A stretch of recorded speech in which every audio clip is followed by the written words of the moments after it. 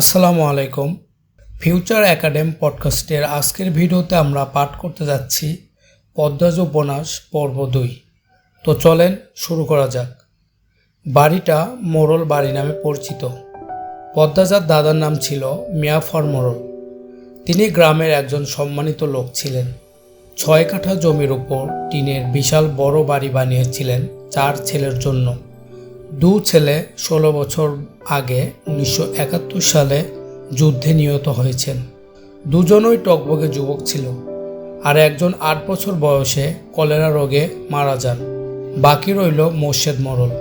বর্তমানে এই বাড়ি মোর্শেদ মোড়লের অধীনে, যদিও তিনি থাকেন না সবসময়। পুরো বাড়ির চারপাশ জুড়ে গাছগাছালি, বাড়ির পিছনে নদী। রাত 9টা বাজলেই পরিবেশ নিশীথী রাতের রূপ ধারণ করে। রাতে এই নির্জন প্রান্তে ঝিঝি পোকার ডাক ছেয়ে যায়। ঝিঝি পোকার সাথে পদ্মাজার ভাঙ্গা কান্না মিলেমিশে ভৌতিক পরিবেশ সৃষ্টি করেছে। মনে হচ্ছে কোনো আত্মা তার ইহজীবনে না পাওয়া কোনো বস্তুর শোকে এমন মরার সুর ধরেছে। হেমলতা পদ্মাজাকে টেনে পাশে বসান। পদ্মাজার ডান হাতে উল্টো পাশ দিয়ে চোখ মুছে হেমলতাকে বলল, মামা, ছই দিতে যাওয়ার আগের দিন আমাদের সবার দাওয়াত ছিল না নানা বাড়িতে? খালামণি, ভাই বোনেরা এসেছিল। সেদিন ঢাকা থেকে যাত্রার লোক আসছিল স্কুলে, মনে আছে আম্মা? হেমলতা বলল, আছে। উঠানে ধপ করে একটা আওয়াজ হলো। হেমলতা পদ্মাজা কেঁপে উঠল। পূর্ণা প্রেমা দরজায় কান পেতে রেখেছে মা বোনের কথা শুনতে। হুট করে কিছু পড়ে যাওয়ার আওয়াজ হওয়াতে দুজনে ভয় পেয়ে যায়। দরজা ঠেলে হুড়মুড়িয়ে রুমে ঢুকে পড়ে। হেমলতা বড় মেয়ের সাথে গোপন বৈঠক ভেঙে দ্রুত বারান্দায় এসে দাঁড়ান। উঠানে বিদ্যুৎ নেই, হারিকেন জ্বালান। পিছনে 3 মেয়ে এসে দাঁড়িয়েছে। একজন মায়ের 3টি মেয়ে নিয়ে একা এত বড় বাড়িতে বাস করা যুদ্ধ বটে। হেমলতা গলা উঁচিয়ে প্রশ্ন করলেন, কে কে ওখানে? ওপাশ থেকে উত্তর আসলো, আমি। চিরপরিচিত এই কণ্ঠ চিনতে হেমলতার বিড়ম্ব হলো না। তিনি ব্যস্ত পায়ে উঠানে নেমে আসেন। গেটের পাশে মসজিদ মোড়ল পড়ে রয়েছে, গায়ে চাদর। হাফড়ের মতো বুক ওঠানামা করছে, যেন দম ফুরিয়ে যাচ্ছে। হেমলতা দুহাতে মসজিদকে আঁকড়ে ধরলেন। পদ্মাজা পূর্ণা দৌড়ে আসে। মসজিদের এমফাইসিমা রোগ আছে। এই রোগে অল্প চলাফেরাতেই শ্বাস টানের উপক্রম হয় এবং দম ফুরিয়ে যায়। শ্বাস নেবার সময় গলার শিরা ভরে যায়। 3 মা মেয়ে মসজিদকে ধরে রুমে নিয়ে আসে। মসজিদে ভাবে হুটহাট করে বাড়ি ফেরে, কখনো কাক ডাকা ভোরে, কখনো নিশুতি রাতে এবং কখনো কাঠফাটা রোদে। মসজিদ মোড়লের এমফাইসিমা রোগটি ধরা পড়ে 7 বছর আগে। মসজিদের অ্যাজমা ছিল, আবার ধূমপানে খুবই আসক্ত ছিল। ফলে ফুসফুসে এই রোগটি খুব দ্রুত আক্রমণ করে বসে। মসজিদ খানিকটা সুস্থ হয়ে রাত 1টার দিকে ঘুমালেন। পূর্ণা প্রেমা রুমে গিয়ে শুয়ে পড়েছে। পদ্মাজা বারান্দার রুমে ঝিম মেরে বসে আছে। জানালার বাইরে চোখের দৃষ্টি। জ্যোৎস্না গলে গলে পড়ছে। কি সুন্দর দৃশ্য। পদ্মাজার মন বলছে মা আসবে তার খোঁজে, পুরো ঘটনাটি শুনতে আসবেই। সত্যি তাই হলো। কিছুক্ষণ পর হেমলতা আসলো।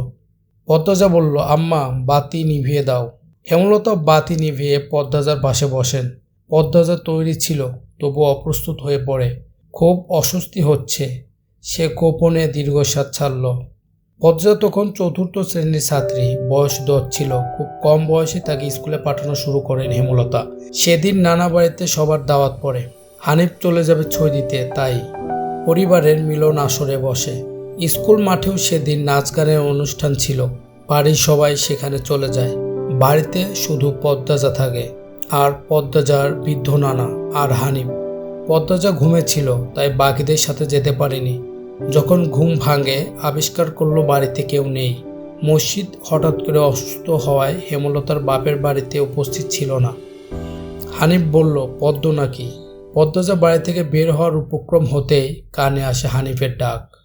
পদ্মাজা মিষ্টি করে হেসে মাথা নাড়াল। হানিফের লোলুপ দৃষ্টি তখন পদ্মাজার সারা শরীর ঘুরে বেড়াচ্ছে। এতটুকু মেয়ের ফর্সা চামড়া, বিকৃত মস্তিষ্কের হানিফকে যেন বড্ড টানে। হানিফ বলল, আয় তো, আমার ঘরে আয়। সহজ সরল শিশুসুলভ পদ্মাজা মামার ডাকে সাড়া দিল। সে শুনেছে মামা ভাগ্নে যেখানে, আপদ নাই সেখানে। অথচ সেদিন সে মামাকে ঘোর বিপদ হিসেবে জানল। পদ্মজা রুমে ঢুকতে হানিফ দরজা লাগিয়ে দিল। পদ্মজার মনে কেমন করে উঠল হানিফের অদ্ভুত চাহনি আর দরজা লাগানো দেখে। হানিফ কুৎসিত অঙ্গভঙ্গি প্রদর্শন করলো। পদ্মজা দেখতে খুব খারাপ লাগছে, ভয় করছে। হানিফ বলল, এদিকে আয় তো, তোর লগে গল্প করি। হানিফের বিছানায় বসিয়ে পদ্মজাকে কাছে ডাকে। পদ্মজা কাছে যেতে সংকোচ বোধ করে। হানিফ পদ্মজার ডান হাত ধরে টেনে কোলে বসালো। হানিফ বলল, তুই জানিস তুই যে সবার থেকে বেশি সুন্দর? হানিফের প্রশ্নে পদ্মজার কানে ঢোকেনি। সে মোচড়াতে থাকে হানিফের কোল থেকে নামার জন্য। আপত্তিকর স্পর্শগুলো পদ্মজার খুব খারাপ লাগছে, কাঁদতে ইচ্ছা হচ্ছে। হানিফ বলল, মোচড়াস কেন সেরি, শান্তিমতো বইয়া থাক, মামা মেলা থেকে সাজনাই জিনিস কিন্না দিমু। হানিফ শক্ত করে দুহাত ধরে রেখেছে পদ্মজাকে। পদ্মজা কিছুতেই নামতে পারছে না। পদ্মজা বলল, মামা আমি চলে যাব। কাঁদো কাঁদো হয়ে বলল পদ্মজা। হানিফ বলল, কই যাবি? মামার ধারে থাক।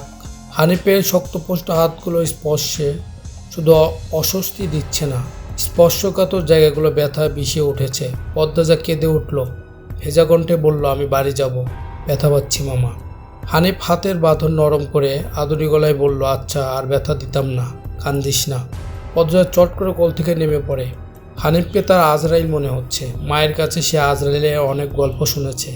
আজরাইল যখন জান নিতে আসবে তখন শরীরে খুব কষ্ট অনুভব হবে। এই মুহূর্তে যেন ঠিক তেমনই অনুভূতি হলো। তাহলে তার হানিফ মামাকে আরজাইল মনে হচ্ছে। পদ্মজা দরজা খুলতে পারবে না, তাই হানিফকে ভীতিকণ্ঠে অনুরোধ করলো, মামা দরজা খুলে দাও। কেন? আমি তোরে যাইতে কইছি, হানিফ বলল। হানিফের কর্কশ কণ্ঠের ধমকে পদ্মজা ভয়ে কেঁপে উঠল। তার চোখ বেয়ে জল পড়ছে। হানিফ পদ্মজাকে জোর করে কোলে তুলে নেয়। পদ্মজা কাঁদছে, তার খুব ভয় লাগছে। বারবার বলছে, মামা আমি বাড়ি যাব। হানিফের তাতে বিন্দুমাত্র ভ্রুক্ষেপ নেই। বাড়িতে কেউ নেই। বৃদ্ধ সৎ বাবা কানে শোনে না। পদ্মজা হানিফকে কিল ঘুষি দিতে থাকে, সেই সাথে জোরে জোরে কান্না শুরু করে। এভাবে কাঁদলে পাশের বাড়ি কেউ চলে আসবে। হানিফের রক্ত টকবক করছে উত্তেজনায়। সে দ্রুত উন্নাতে পদ্মজার মুখ হাত পা বেঁধে ফেলে। পদ্মজার দু চোখের পানি হানিফের চোখে লাগেনি। হানিফ ভীষণ আনন্দ পাচ্ছে, পৈশাচিক আনন্দ পাচ্ছে। সে সিগারেট জ্বালায়। খুব আনন্দ হলে তার সিগারেট টানতে ইচ্ছা করে। সিগারেট টানতে গিয়ে মাথায় আসে নৃশংস ইচ্ছা। নাক মুখ দিয়ে ধোঁয়া উড়িয়ে সিগারেটে দু আঙ্গুলের মাঝে রেখে পদ্মজার বাম পায়ের তালুতে চাপ দিয়ে ধরে রাখে। পদ্মজা হাওমাও করে কেঁদে উঠল। হেমলতা দু হাতে শক্ত করে মেয়েকে বুকে জড়িয়ে ধরলেন।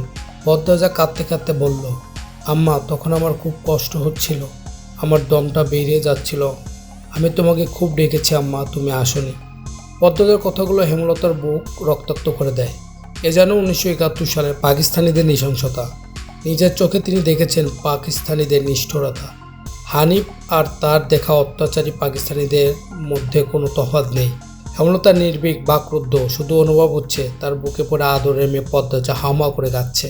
সর্বাঙ্গ যেন কাঁপছে। হানিফকে ক্ষত বিক্ষত করে দিতে হাত নিষ্পিস করছে। সেদিন একটুর জন্য পদ্মজা ধর্ষণ হয়নি। বাড়িতে সবাই ফিরে এসেছিল। পদ্মজা পোড়া স্থানের যন্ত্রণা সহ্য করতে না পেরে অচেতন হয়ে যায়। বাকিটা আর পদ্মজাকে বলতে হয়নি, হেমলতা জানেন। পদ্মজার গা কাঁপিয়ে জ্বর আসে। 21 দিন বিছানায় ছিল। ততদিন হানিফ দেশ ছেড়ে চলে যায়। পদ্মজা ভয়ে লজ্জায় ঘটনাটি কাউকে বলতে পারেনি। পায়ে পোড়া দাগ দেখে যখন হেমলতা প্রশ্ন করেছিল, পা এমনভাবে পুড়ল কী করে, পদ্মজা সহজভাবে জবাব দিয়েছিল, চুলার কাছে গিয়েছিলাম, চুলার লাকড়ির আগায় পা লাগেছিল। কথাটি পদ্মজা সাজিয়ে রেখেছিল, সাথে অনেক যুক্তি, তাই মিথ্যা বলতে একটু কাঁপেনি। পুরো ঘটনা পদ্মজার বুকে তাজা হয়ে আছে। এই 6 বছর লুকিয়ে কতবার কেঁদেছে সে। সবসময় চুপ করে কোথাও বসে থেকেছে। হেমলতার মেয়ের নিশ্চুপতা দেখে মাথা ঘামাননি, কারণ পদ্মজা ছোট থেকে চুপচাপ ছিল। কিন্তু আজ হেমলতা খুব আফসোস হচ্ছে, নিজেকে অপরাধী মনে হচ্ছে। তিনি ভেবেছিলেন তার 3টা মেয়ে তার কাছে খোলা বইয়ের মতো, চাইলেই পড়া যায়। বিশেষ করে পদ্মজাকে বাড়ির পিছনের নদীর বুক দিয়ে তরতর করে বয়ে যাওয়া শস্য টলটলে পানির মতো মনে হতো। তার জীবনে অসচ্ছল বলতে কিছু নেই, সবই সাদামাটা সহজ সরল। অথচ পদ্মজার জীবনে কত বড় দাগ জ্বলজ্বল করছে, কত বড় ঘটনা লুকিয়েছিল। মেয়েরা কথা লুকিয়ে রাখার সীমাহীন ক্ষমতা নিয়ে জন্মায়। কথাটি নিজের মেয়েদের ক্ষেত্রে মাথায় আসেনি। পদ্মজা শান্ত হয়ে হেমলতা বললেন, পাটা দেখি। পদ্মজার বা পা বিছানায় তুলল। হেমলতা পদ্মজার পা কোলে নিয়ে পোড়া দাগটা দেখছে মনোযোগ দিয়ে। রক্ত টকবক করে উঠল। রন্ধে রন্ধে হিংস্রতা যেন লুটেপুটে খাচ্ছে। হেমলতা বলল, এই পোড়া দাগ হানিফের রক্ত দিয়ে মুছব। কথাটি কত সহজ করে বলেছিলেন হেমলতা, তবু পদ্মজা কেঁপে উঠল। কি যেন ছিল কথাটিতে। শরীরে পশম দাঁড়িয়ে পড়ে হেমলতা বারান্দার রুম ছেড়ে বড় ঘরে ঢুকেন। মিনিট কয়েক পর রামদা ছুরি হাতে নিয়ে উঠানে যান। উঠানে এক পাশে শক্ত পাথর আছে, ছুরিটা পাথরে ঘষতে থাকেন সাবধানে। ঘষতে ঘষতে পাথর গরম হয়ে আগুনের স্ফুলিঙ্গ দেখা দেয়, মানে ধার হয়ে গেছে। পদ্মজা বারান্দা থেকে দেখছে। অজানা আশঙ্কায় তার বুক কাঁপছে। হেমলতা বারান্দা পেরিয়ে রুমে ঢুকতে যাবেন, তখন পদ্মজা কণ্ঠ গলায় বলল, আম্মা। হেমলতা বলল, আন্নার চাচার এক মেয়ে নিখোঁজ, শুনেছিস তো বড়দের মুখে? সেই মেয়ের ধর্ষক হানিফ ধর্ষণের পর পুঁতে ফেলেছে। অলন্দপুরে এই একটা মানুষ এতটা নৃশংস। আমি তখন ঢাকায় পড়তাম, বাড়ি এসে জানতে পারি ঘটনা। আম্মার অনুরোধ আর কান্নায় আমি সেদিন মুখ খুলিনি। এত বড় পাপ চেপে যায়, সেই শাস্তি আমি ধীরে ধীরে পাচ্ছিলাম। আজ পুরোপুরি পেয়ে গেলাম। আমার পাপের শাস্তি শেষ হয়েছে। হেমলতা কথা শেষ করে জায়গা ত্যাগ করেন। কি ধারালো প্রতিটি বাক্য! হেমলতার মুখ দিয়ে যেন আগুনের স্ফুলিঙ্গ বের হচ্ছে। পদ্মজা মস্তিষ্ক শূন্য হয়ে পড়ে। তো পদ্মজ উপন্যাস পর্ব 2 এ পর্যন্ত ছিল। আমরা খুব তাড়াতাড়ি পদ্মজ উপন্যাস পর্ব 3 এটা পাঠ করব। তো সবাই আমাদের চ্যানেলটিকে সাবস্ক্রাইব করে আমাদের সাথে থাকবেন। ধন্যবাদ।